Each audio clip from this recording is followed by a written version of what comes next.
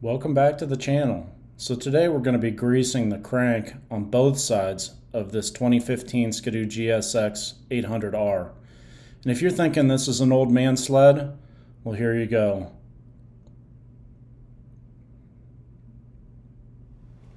So the first thing that we need to do is take the belt off and use the special tool to push in the clutch sheave. And if you don't know how to take the belt off of your sled, this probably isn't the video for you. So I would go ahead and just start with those simple jobs first, just like changing the belt, and then you can tackle something like this. So I'm going to have my assistant take the crank bolt out, and I just use a small electric impact wrench. And what we're going to do is use the water trick method to remove the primary. I've had success removing the primary with the water method, which uses hydraulic pressure to push the clutch off the PTO.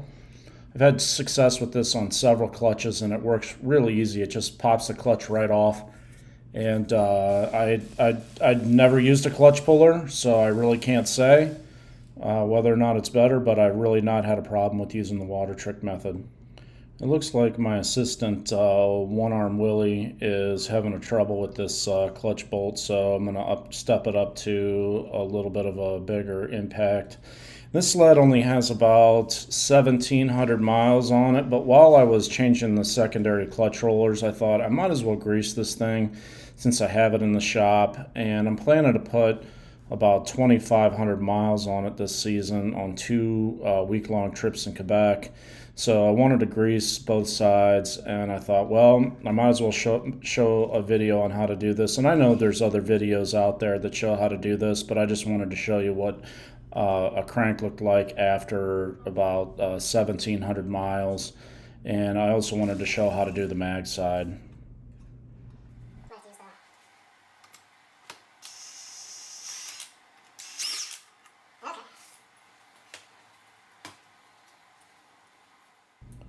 Okay, so if you've never seen the water trick method, you're in for a real treat. You wrap some Teflon tape around the end of the crank bolt, and in order to get the water inside of the PTO hole, you have to tip the sled on its side, and that's where an assistant comes in, but you can do it one-handed.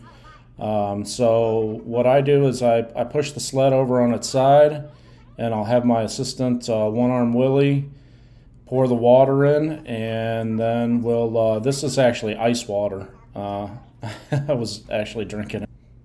So you just tip the sled on the side, and I apologize, you're not going to be able to see this because it went out of the range of the camera, but you fill the hole up with water as much as you can get in there. And then the bolt should have, you want to put a few turns of Teflon tape on the bottom threads of the bolt, and just stick it in there, and it will go down to the clutch threads and leave the PTO threads alone, and it will pull the clutch right off using hydraulic method. Some people use grease, I just use water. I've not had a problem. So I'll just tighten it up here, my assistant will, and you can hear it pop right off.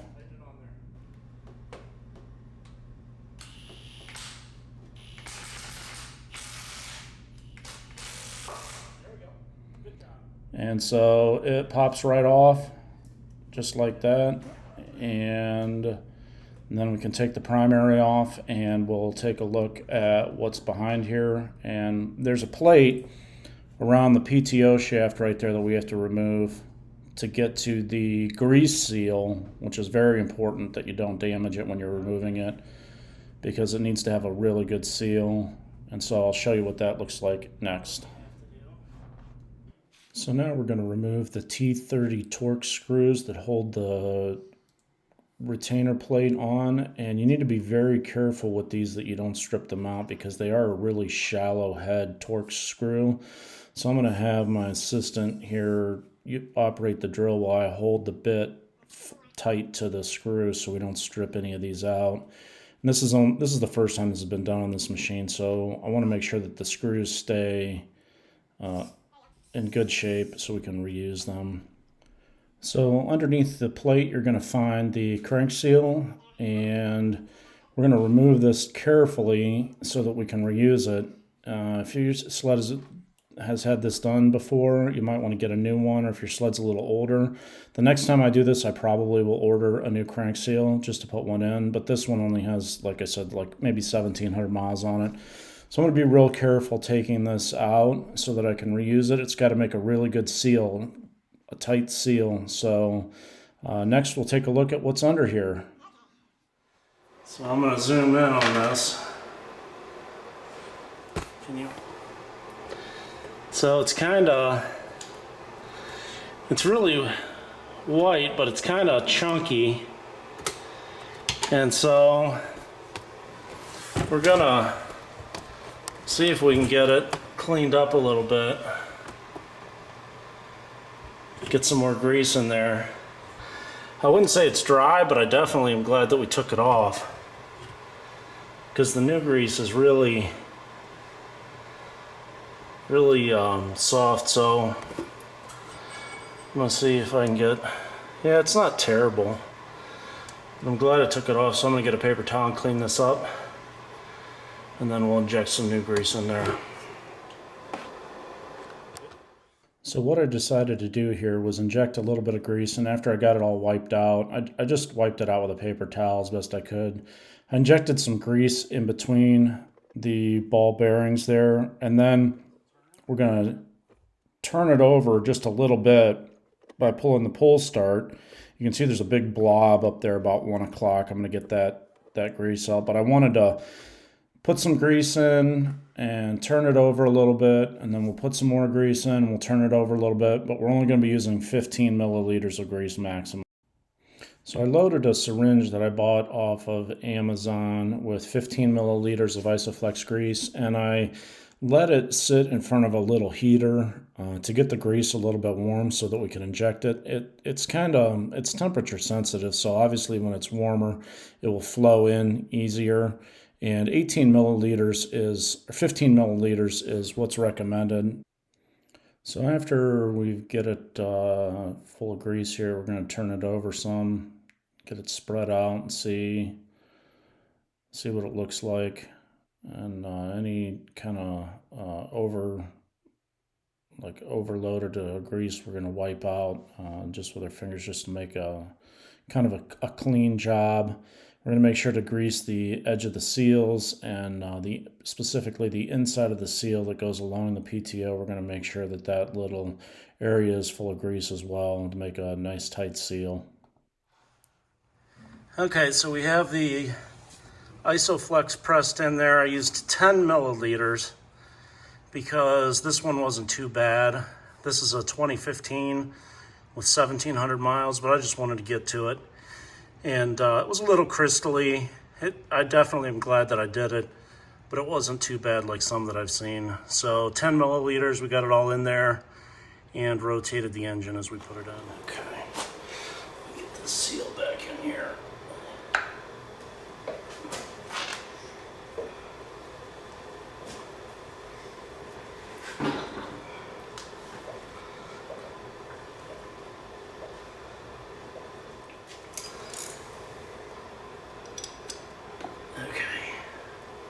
So we need to hand tighten those screws in first, and then we can tighten them down with the ratchet.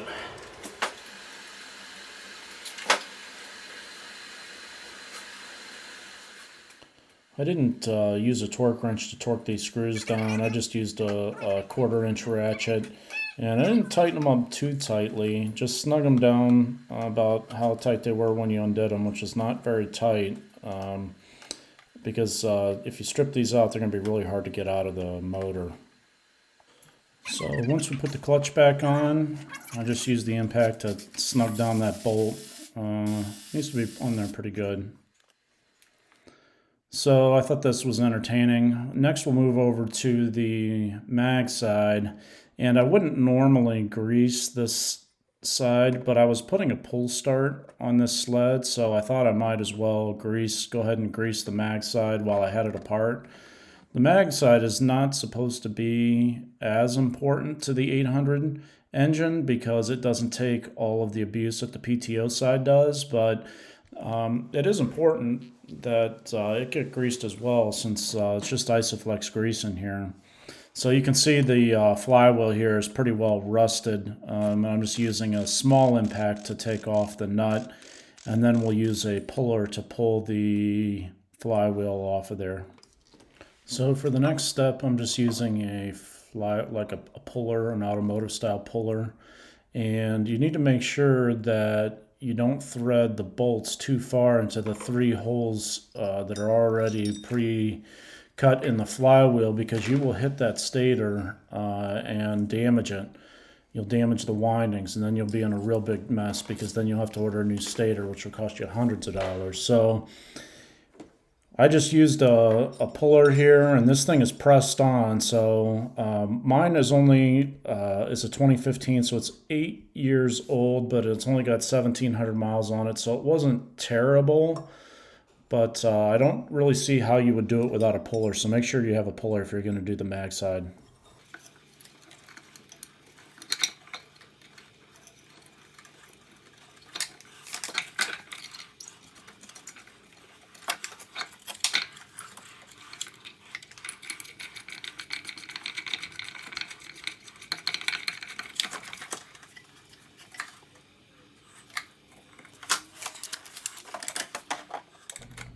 So you'll see here that this pops off pretty easily with the real light impact. What I'm going to show you next here is the depth that I threaded in the threads. It's like 1/4 of an inch maximum.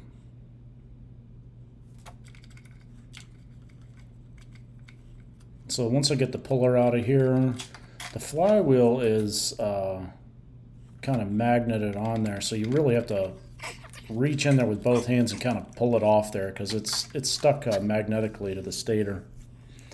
And the inside looked pretty clean. And so what I ended up doing here, in order to grease this thing, I removed the bolts at the 12 o'clock and the 6 o'clock position. And I removed these bolts here, and they're not tight in there at all. They're very not torqued down very well.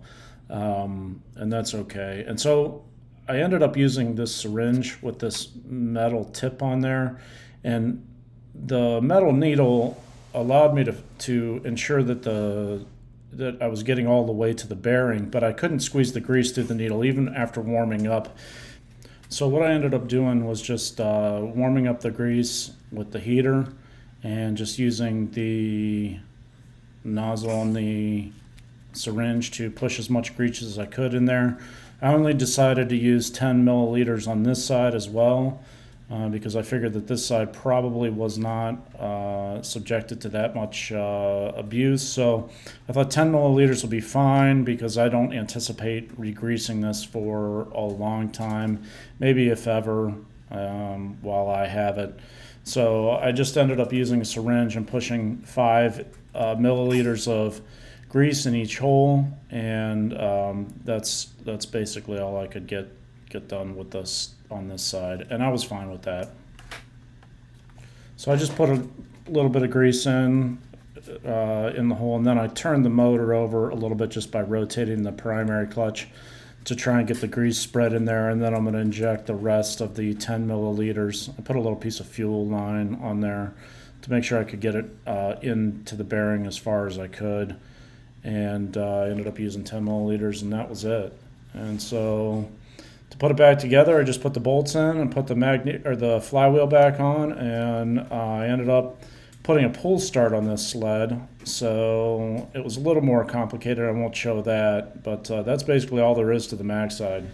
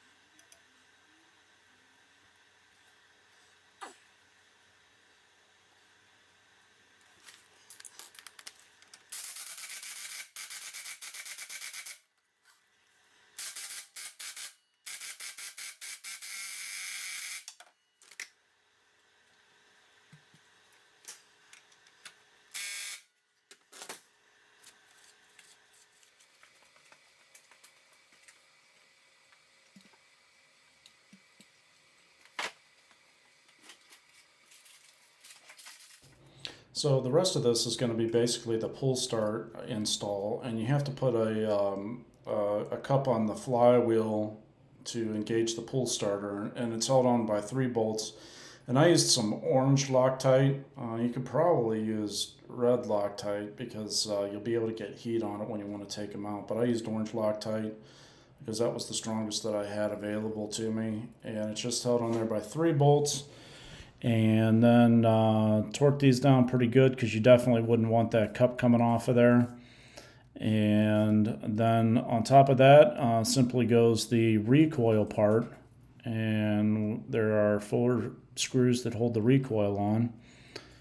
And that's pretty much it for the pull start. You feed the cord up, tie the handle on, and on these 800s it's pretty easy. I also did a 600 and an 850. Those were a little more challenging because there's some bracketry that has to be put on, and that needs to be tapped, and I won't get into it, but it's a little bit more complicated. So enjoy the rest of the video. If you like this kind of content, please like and subscribe, and I will see you out in the trail, and I'll see you in the next one.